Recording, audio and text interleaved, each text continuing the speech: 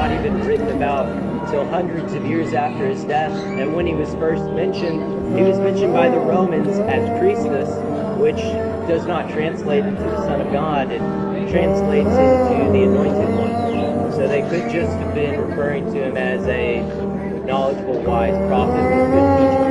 Well, if that professor who says that is employed by a state university, that's embarrassing.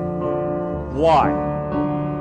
Because although that used to be taught 75 to 125 years ago on these campuses, archaeological finds and the discovery of the writings of the early church fathers have totally smashed that whole school of thought that taught that the Gospels were not written until a couple hundred years later. What do I mean?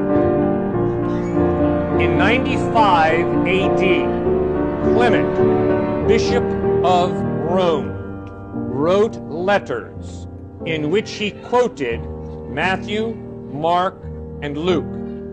In 115 AD, letters that we have discovered, written by Ignatius, Bishop of Antioch, quote Matthew, Mark, Luke, and John.